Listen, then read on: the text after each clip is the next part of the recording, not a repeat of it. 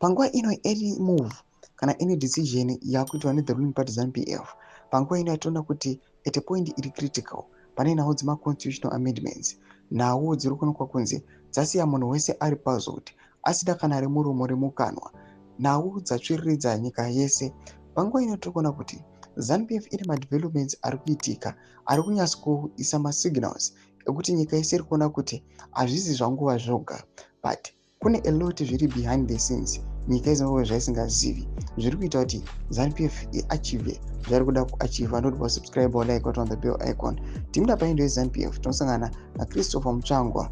Pana pamboda nyika muchinzi ZANU-PF Secretary for Information and Publicity, Ambassador Christopher Muchangwa, said the recent concluded 2-day seminar for provincial and district chairman, which was led by the party's national chairperson Opa Muchenguri Kashiri, was meant to take the leadership back to school.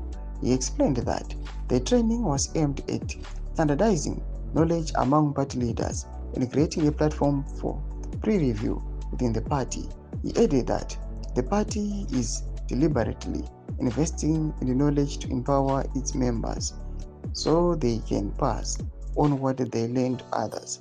Ambassador Muchangwa also noted that the party is drawing lessons from shortcomings of the First Republic, particularly the failure to invest adequately in academic integrity. Ndoma developments ari kuda panguva ino.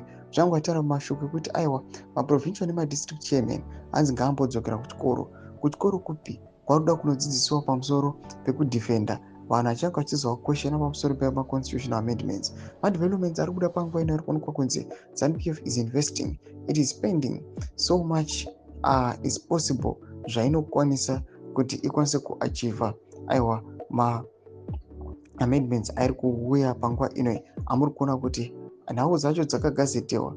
Tatova pa 90 days right now. ZANU-PF yatova ready kuti itomuvha nekutoamenda accordingly. Pene comment section medu dzafungo aim to pamusoro pechitiko ichi. So subscribe or like, cheta on the bell icon.